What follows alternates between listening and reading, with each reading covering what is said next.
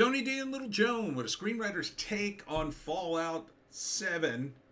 I'm using the stills from the recap of the Review Geek, so thanks for that.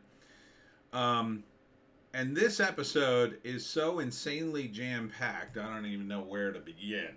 Smash like and subscribe. Thank you for smash liking and subscribing. Thanks for checking out my books, The Pineys, books 1 through 14, available at Amazon.com. Don't forget, Kindle Unlimited is free. If I were to break down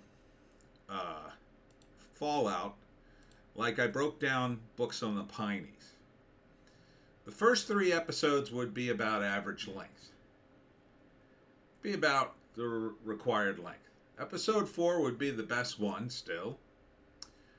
Book 5 would be 1/4 the size of all the others because there was almost no information there. 6 would six would go back to format. This one would be like 3 times the size of all the others. It's weirdly jam-packed. Now, if you'd done every episode like this, I think it would have made for a better show. At least there's a lot going on. However, not everybody, again, is playing to the height of their intelligence. So, on the left there is Erica Estrada, by the way, making an appearance. It starts here with some ranchers, I guess you'd say, living out in the waste. Walton Goggins shows up as the ghoul, confronts them because he needs information. He's trying to find the raider, and he has to question Eric Estrada's second oldest remaining son. His first remaining son joined up with the raiders and hasn't been seen since. Apparently, he pulled his younger brother into the nonsense, and it's implied that Goggins killed him. Killed him to get information about the Raider Queen that he's trying to get at. So there's confrontation there. And let me finish my non-spoiler review. It's not as confusing as the previous episode. The previous episode was very confusing, but there's a lot of moments where they're not playing to the height of their intelligence, and it's kind of annoying. It was less annoying than in the previous episode, but we've kind of hit a stride here where the show is old enough that it's now relying on previous episodes in order to make it feel credible, if that makes sense. It wouldn't stand on its own at all. None of these episodes would, except episode 4. Episode 4 would completely stand on its own, even if you hadn't seen the first 3 episodes. It'd be perfectly fine. This episode wouldn't stand on its own. There's too much information here. There's all kinds of stuff going on. You know, but quite frankly, they're so bare bones about giving you the basic information that you know. It's no worse or less than most of the other episodes in terms of knowing the information. But that being said, it does end on a cliffhanger, which made me want to watch the final episode right now, and I may very well do that because I don't know if I'm going to have time on Sunday. So, it's not the worst episode, but a lot of stuff going on here. I wouldn't give it high as a rating as 4, but I'd say it's at least a 5, maybe a 6. Some of it's really good.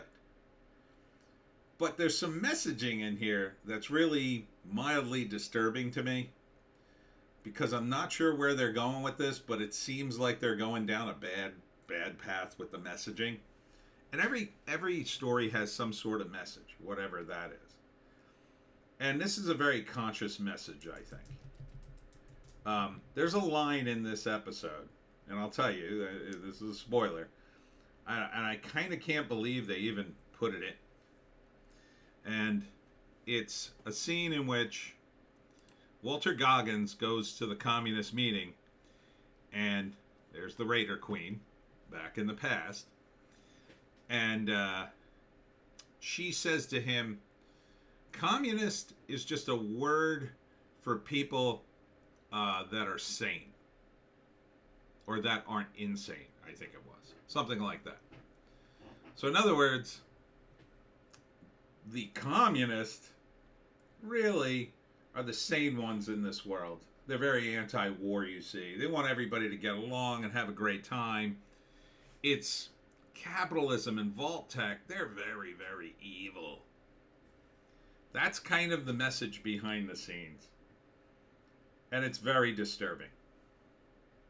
So I think the end result is going to be that the Raider Queen is actually kind of the hero. Now, in the game, there would be a lot of moral ambiguity, certainly, but it wasn't political. It wasn't really political. This is like straight up communism, straight up attacking capitalism. And I think that's a very conscious decision upon the writers and the producers. And I think that's why these episodes feel like they're more together than the previous episodes. Will you calm down there, Jingles? The previous episodes just seem to be like, okay, we got to do a bunch of episodes where they're wandering around the waste and do Fallout stuff. But then we'll get to episode 7 and we'll get to put in the communism. We'll hint at it early. But then in episode 7, we'll sell them on being the communist and how great it is. That's what it feels like to me. Anyhow, despite all that, the episode still is pretty good, but some stuff flies in the face of the game and just feels like, oh, we can't figure out a way out of this, so here you go. Bizarre. Anyhow, that concludes my non-spoiler review. Here's spoilers ahoy. Spoilers ahoy.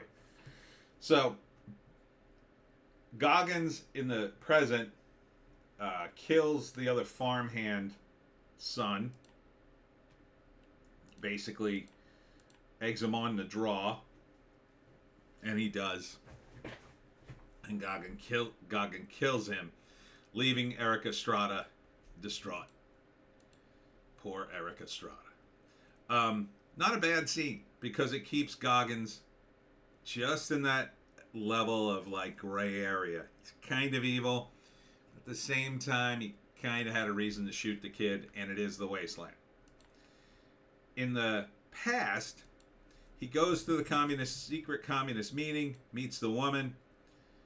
That part of it, where she's, they're having ideological battle, I didn't mind so much. I'm rooting for Goggins, of course, but I think he's been propped up here to lose the argument. But at the end of this discussion, she says, here's a listening device you could use against your wife.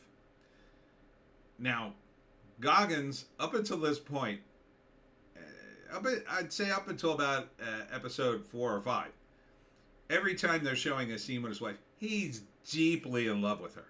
Like, very much in love. Even in the scenes where they kind of disagree, he's a little frustrated, but he still very much loves her. What a betrayal it would be, I thought, instantly when she offers him this listening device, to even take the listening device. He takes it. And I'm just like, come on, man. And she doesn't even tell him how to use it. So I'm just like, wow, what a betrayal. Again, it's not something I think a character like his would do. I think he'd be more, he's a cowboy, he's a soldier, he's a husband. Again, the 1950s aesthetic. You just go up to her and say, hey, what the hell's going on? What are you doing? What are you doing? Can any of the beta males who wrote this show understand putting your woman in line? Yeah, that's what you do, guys. Hey, what the F are you doing? What the F is Vault Tech? Why are you doing this? What do you mean by this, and this? That's an actual man. And that's what Goggins is playing. But you're playing him like, oh, well, I'll listen to my wife, over a sneaky device that the communist woman gave me. Yeah, no. I feel like that's completely contrary to his character. Meanwhile, Lucy has been caught by the Vault idiots, and I say idiots because they're playing him like chumps. Vault 4, however, has discovered that they are doing many experiments in the vault, and they're against that.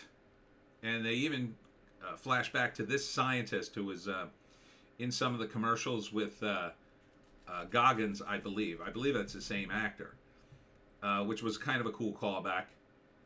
And you see the mutants kill them.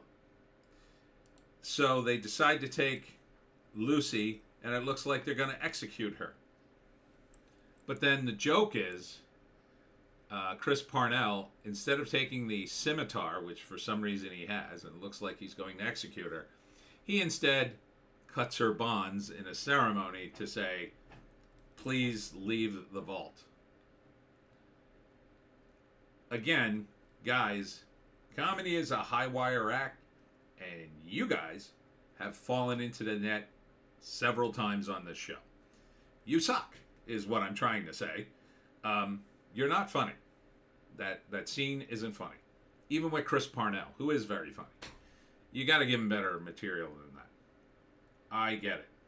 You were going to set up, oh, she's going to be murdered. It's the wasteland. That would have made more sense, actually, even in the vault. Even in this weirdo cult vault. Lucy threw acid in the guy's face. And quite frankly, I wanted to see Maximus come in and kill everybody. I really did. Because that would have been very Fallout. Instead, he ceremoniously cuts her bonds. While that's happening, Maximus has seen her being taken away. They literally take her right past his window with a hoodie on, like we wouldn't know who she is, but he recognizes her, so at least there's that. He already attempted to steal the power core once for his armor. He now gets dressed, goes right to the power substation there, and steals the power core. I don't know what that is. Star Wars, I don't know why that was in there. Steals the power core so he could run the armor again. And then he goes to save Lucy, trashes a few guys, and then Lucy's like, no, they're letting us go. So then they just let him go with the power core, which makes no sense. So then it's up to Lucy to convince Maximus, no, give him back the power core. They won't be able to run their place. So he does. And it's not a bad scene, except it kind of like, you were going to let them leave with the power core? Your whole vault is dead after the power runs out. You were going to let them leave. Doesn't make any sense. I think they would have said, hey, give us the power core back. I know you want to give all the lines to the main actors, but geez. There you go, Joe. I took off your collar, so you stop jingling over here. Then it cuts back to the Squire. Remember him? Yeah, I know. It's been a while since we saw him. If you're watching the show every week, I don't know how you'd remember everything. I get it. Everybody binge watches now. But again, it makes it an 8-hour movie. Too long. So they cut back to the Squire. He gets to a red rocket, which is from the game. I don't know why people don't bust into every building they come across and scavenge. It's what I would do. But his foot's all messed up because in the episode where he leaves Maximus stepped on his foot, right? And it's bad. It's like gruesome. For some reason, dog meat keeps following him. Oh, yeah, because he has the head. He puts dog meat in a Coca-Cola, like, cooler that's busted, and, you know, the dog can breathe, but he's going to die in there. He's going to be trapped in there because he doesn't want to be chased by the dog. He takes his Squire stuff, shoves it in the trunk of a car, which, good, I'll find that in the game, full of weapons and, you know, medical stuff. You're telling me the Squire doesn't have one stim pack to at least make his foot feel better? Not any medical training whatsoever. What the hell did they train these guys to do? Nothing? The one thing a Squire should be able to do, besides maintain the knight's weapons, is maybe treat some of his wounds a little bit. Give him a stim pack, give him... They had other drugs in the game. Give him something. Apparently he has none of that. He realizes he is dying. He leaves his squire bag, takes the head, and leaves dog meat. All right? And all here at a red rocket. Then he's walking across the desert with the head when he runs into crazy doctor guy. Remember him? I forget what episode he was in. I believe he's played by John Daly. I think that's John Daly. Another English actor who's pretty boss. He's crazy doctor guy. He was just about to kill himself and commit suicide when the squire comes walking by. He says, "Don't worry, I can cure you for a price." Squire's like, "Maybe I should just kill you and take all your drugs." He says you won't know which drugs to take. So he mixes up a bunch of stuff, gives it to him. He takes it. I'm not so sure that was a wise idea either. Again, I guess he knows nothing. And instantly his foot is healed. And I was like, oh, that's kind of cool. But then we get into why his foot was healed later on. Meanwhile, Walter Goggins finds the dog. Lucy and Maximus are walking around trying to catch up to this guy. He, now with his foot healed, goes to the radio station run by Fred Armisen, which they introduce in this episode, and says, "Hey, let me use your radio so I can call the Brotherhood for a ride," and he does. So Fred Armisen and him have a little chat, which is a complete waste of time, and then Lucy and what's the name show up. Now there's a million booby traps around Fred Armisen's radio station, who he refers to as critics, which is kind of funny. He, in his panic, when he sees Maximus and he shoots at him, completely missing, and they don't even take cover, sets off a booby trap and seemingly gets killed. He pulls the arrow out and is instantly healed, to which Maximus says, "Oh no, you're a ghoul." I don't know, why is that in here? All right, and then we're jumping ahead. So, my thoughts on being a ghoul, my impression in the game was you become a ghoul because of the radioactivity, like it's kind of random. You don't become a ghoul because some wackadoo gave you a magic potion and that turns you into a ghoul and it heals you. Yeah, that doesn't seem to jibe. Now, it's not necessarily true he's a ghoul. Maybe he believes he's a ghoul and Maximus does, but I think that's what they're saying in the show now. He's turned, the doctor has turned him into a ghoul. That doesn't seem to jibe with the game at all. I'm not sure why they're doing this.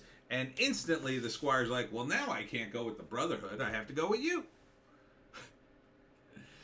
And then Maximus is like, well, you run away. I'll give him the head and you'll get away. And he says, oh, thank you, Maximus, and runs away. So I guess we're going to see him again. He's going to be sort of like a weird supporting character.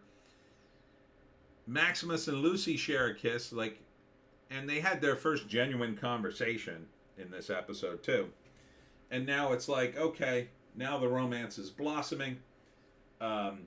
Maximus grabs a different head to take back to the Brotherhood and lets Lucy get away with the actual head of the scientist, which was so important we haven't even seen it for 2 episodes.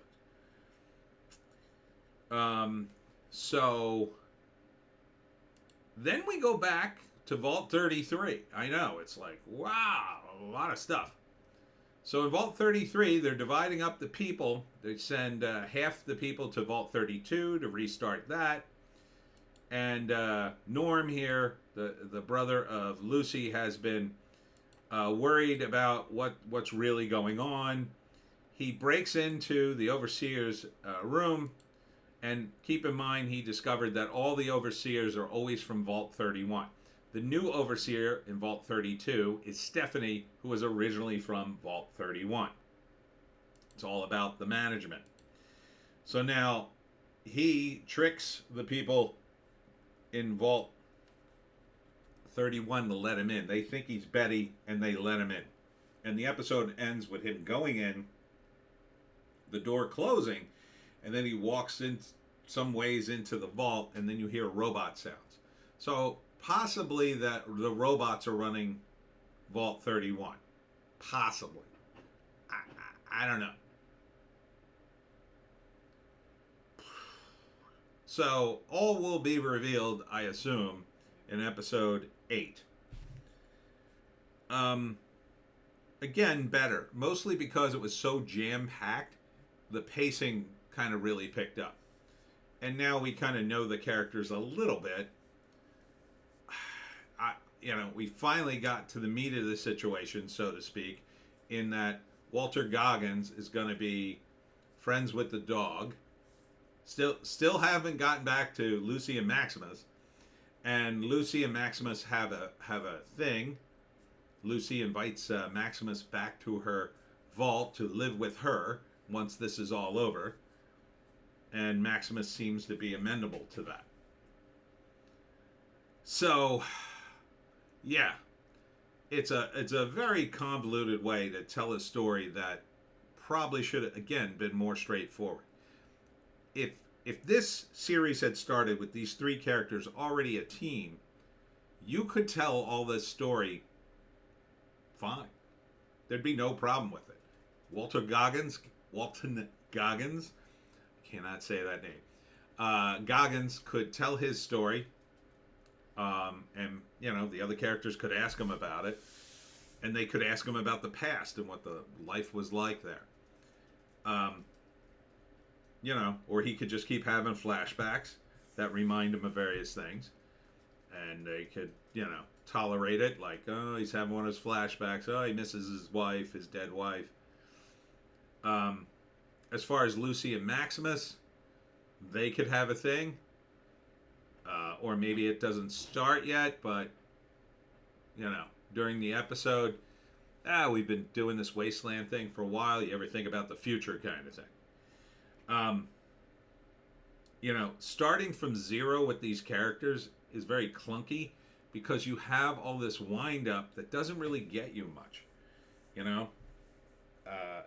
Are they just going to meet up again and instantly Goggins is going to be like their friend? Probably. You're probably going to have to do that. And they're going to just trust them for reasons.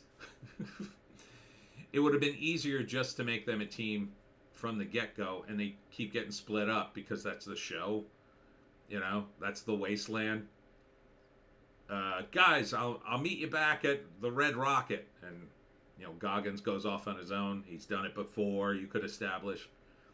Same thing with Maximus. Maybe he's wanted by the Brotherhood, or he has an uneasy alliance with them. They allow him to use his power armor. He's still sort of a knight, but they have him on a particular assignment, and it causes problems for them and for the Brotherhood. Make it easy on yourself so you could tell a damn story. All the stuff you don't make easy on yourself, in the story, is not a struggle that the characters are overcoming. It's a struggle that the writers are trying to overcome with their writing. Like, Norm's story is pretty focused. He's trying to figure out the real deal behind Vault Tech, or at least the vaults that we're dealing with. In the game, there was always intrigue in that area, or at least implied in the emails and stuff you would find. That's fine. But when you intersplice it with really lame attempts at comedy, it's not really working.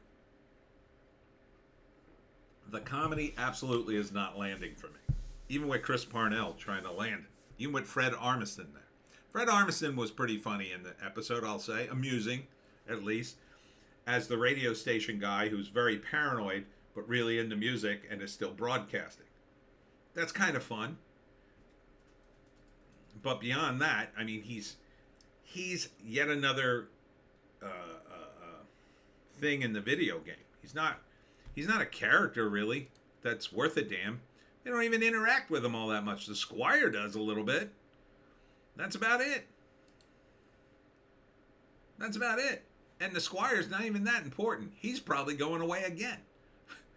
How many characters are you going to focus on in this damn show? I really thought he would just die at this point because I think that would be more consistent with Fallout. He probably should have just died. You know, he gets his foot healed and he goes right into a booby trap and explodes or whatever. I think that would have made more sense. Now he's going to be a ghoul. I guess he's going to come back as a ghoul with no nose, no face, or no hair. Sure, why not, I guess. I'm not so sure what that's all about. Why are we starting with a ghoul now? Why? What does that get us? You know, if anything, that crazy doctor should have given him poison and taken all this stuff. That would have been very Fallout. And then they could have done this scene with the doctor, you know, minus the Brotherhood. Or maybe the doctor does cure him and he's just has the chemicals to do it. He has some sort of advanced stim pack that nobody else has that he scrounged in the waste. That would make sense. But no, now he's a ghoul, and not so sure that works. Doesn't even make any sense, really. The doctor turned him into a ghoul. The doctor made him more powerful. He's probably going to be upset that he's a ghoul. And ghouls live hundreds of years, so eventually he'll track down the doctor and kill him. Does that make any sense to you? It doesn't make much sense to me. Also that, again, he trained as a squire. Did they train them to do nothing? He fires at Maximus, unloads an entire clip, doesn't hit once. So he's completely worthless as a squire, as a knight. What is this character for? You know, at this point, are we just jerking people around to just have things happen in this show? So, you know, a big moment could have been, this was kind of a big moment. You know, the revelation that they're experimenting on all the vault people. But this, when they just let him go, no. I would have rather had Maximus come in and save her. Maybe he didn't have to kill everybody. You know, maybe he could have negotiated. He said, I have the power armor. Let her go. And I won't kill you all. And they say, well, you're essentially killing us if you take that power core. And then they negotiate. And he says, okay, you can have the power core back. And so they let Lucy go. He gives him the power. I mean, you achieve the same result. But it's a lot more dignified. You're not trying to do some lame comedy bit here. Which just doesn't fly. It also keeps Maximus as being the dignified, smart guy. I like this team up. Again, Walter Goggins always knocks it out of the park. He's very good. This romance, yeah, called it. So it was better than the previous episode, I'll say. The intrigue in the vaults is finally starting to pick up. But, you know, you have to think of it this way, too. These characters have lived in these vaults, in this wasteland, their entire lives. So you're telling me, for your entire life, you live in this vault. You don't think about the other vaults? You don't talk regularly to Vault 32. They're right next door. You don't talk regularly to Vault 31. They're right next door. Doesn't make any sense. You should have regular communications between the vaults. That should be more than just the overseer. So that doesn't quite jibe. And the characters should know way too much about the vaults, because that's the one thing they should know. It's the one thing they should know. Yeah, okay, they're naive when they get in the wasteland, but in the vault, oh my God, they should totally know the vaults. They should totally, you know, be at least wary of the situation in the other vaults. The idea that Vault 33, Vault 32 goes crazy and they all kill each other. Vault 33 has no idea, like none. So little idea that they allow a group of raiders to come in who took their place. And I still don't understand the original Raider raid in the first episode. What was that for? They raided to kill a bunch of people. You know, they got in. Lucy marries some random raider who she thinks is from Vault 32, has sex with him, and then they suddenly try to kill everybody. Then they have a bomb, which they set off and somehow don't kill anybody with the bomb. Oh, but that's all in the past. That's episode 1. You're all the way in episode 7. Don't even think about that. That's the way I hate writing like that. Don't worry about what happened in the past. No. Every little detail has to tie in somehow. And the Queen Raider, who's the communist in the past and whatnot, you're going to tell me she's going to be the hero? Are you going to tell me that? Because it feels like that's what you're going to tell me, show. It feels like you're going to tell me, yeah, we're not communist. We have a different word for it. Because that was the message. Communism is just the word people call other people that aren't insane. No. Communism is a specific thing. That's you didn't have to go there. Weird writers of Fallout. It's a very strange thing you're doing. I get you're trying to incorporate the old 50s Hollywood Joe McCarthy hearings thing. It's not really working. It wouldn't work in this hyper-American society. Yeah. Don't think so. So, I guess we got one more episode. I'm going to watch that, and we'll see how this all ends for the first season. We're already into a second season, so there's that. Will the 3 main characters finally team up? You know, again, you could have just started them as a team. Could have still done all this stuff, all this intrigue and whatnot, but a lot of it would be streamlined, and the characters would have a bit of a history amongst themselves, and you would have something to draw from. You wouldn't have to keep introducing and explaining stuff that, you know, doesn't really jibe. Like, you wouldn't have to do this thing about, you know, Maximus being a guy who doesn't understand the sexual act. It would have been very easy to have the 3 of them team up in the first. You could just have them team up in the first episode. And then in the subsequent episodes, you can have a scene where Maximus and Goggins are walking around, and Goggins is giving them a little advice because he's been around, because he's like over 200 years old. Hey, buddy, you know, she likes you. That kind of thing. It's a perfectly valid scene, would have worked. You need some grounded scenes in this. This world is a weird world. It's a very strange world. It's an alternate history. On top of the fact it's a dystopian post-apocalyptic nightmare. And you have all these factions in society. Goggins even acknowledges it in the show. So many factions. Yeah, it's a real problem. Especially if you're trying to put forth a narrative. You can't make it like the game. You can't be all over the place with various things. That's not a narrative.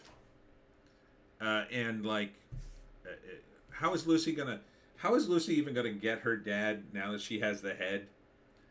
Doesn't seem like it's got it. I can see what's going to happen. He has to be in on it. He has to be. He's one of the Vault guys. In fact, the map of the show is all over the place too, because the Squire is walking and walking. We don't see him for a whole episode. I thought he'd totally be back to the Brotherhood by now. But instead, he has an injured foot. Okay, that slowed him down. But still, he could have radioed for help. I was glad that they did give him a radio finally. But he has to go, I don't know, it doesn't work, and then he has to go to the radio tower. So, while Lucy and Maximus spend a whole episode walking and walking and walking, and then they get trapped in the vault, the Squire is just nowhere. I think he would have gotten back to the Brotherhood fairly soon, or he would have died. And that would have made a lot more sense. But whatever. It just seems like a contrivance to keep the, oh, we got the MacGuffin. Oh, wait, now you have the MacGuffin. Oh, here, take it. Now I'm a ghoul. Now I'm on your side. Too much. Too much. You don't need to do that. How about character development? I don't know why Maximus would stomp on the guy's foot and try to kill him. First off, that seems stupid. The Squire seems stupid to confront him and, say, hey, he should have just lied and said, hey, I'm on your side. Like, really? Yeah, I'm totally on your side. The one thing people would be able to do in the wasteland, I guarantee you, and if we end up in the radioactive wasteland, know this to be true, they'll be able to lie with a straight face. They'll look you right in the eye and lie to you. Because that's a survival skill. Yep. That is a survival skill you will need in the radioactive waste. Hate to tell you. So everybody will be great at lying. So he'll look him right in the eye and say, yeah, no, I'm going to help you. And then the moment he's asleep, the Squire just either tries to kill him or he just takes off with the head. That would have worked. That would have absolutely worked. He just takes off without the head, or with the head.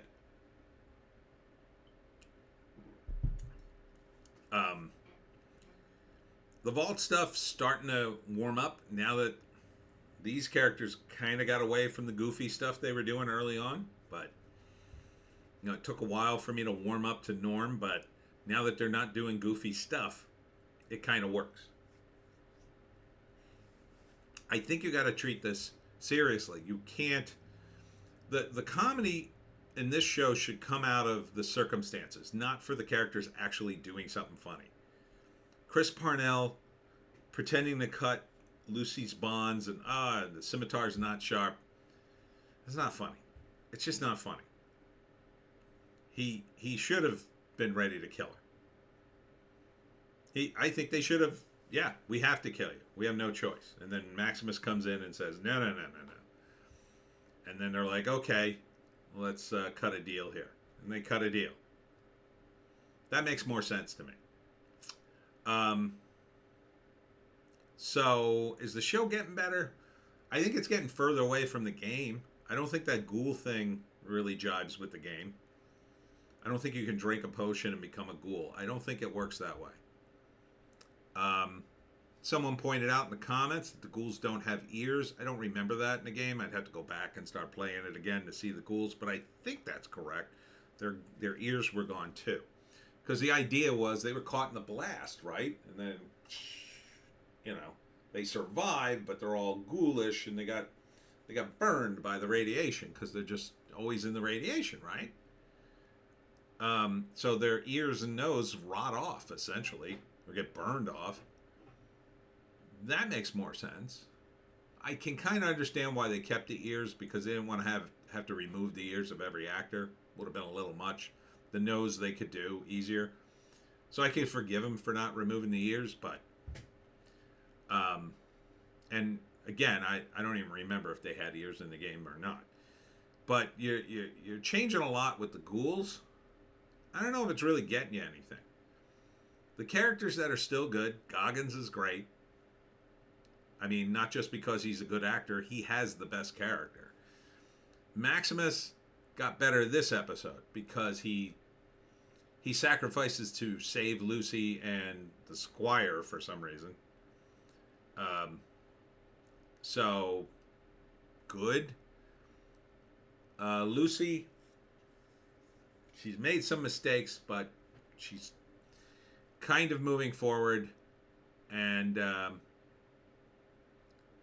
yeah, maybe this will work out. I don't know. Seems like they're doing a lot here. But the thing with the communists really is kind of annoying me. So this Vault Tech thing better pay off. Better pay off in a way that makes sense. And yeah, I don't know if they could do it, or they're just going to jerk us around. They'll give us a little bit of meat in the 8th episode, and then say, "Tune in next season for more Fallout." I don't know. And that's it for me, Tony D, and Little Joan. Check us out on all our various links. When am I posting this? I'm posting this on Sunday. So Sunday, if you see this, I am at Indian Acres Tree Farm. It's in Medford, New Jersey. I'll be there from 8 to 2. 8 to 2. It's an outside mart. It's going to be a nice day on Sunday, so I hope you come out. Thanks for tuning in. See you in the next one. And the live stream, 7 p.m. tonight.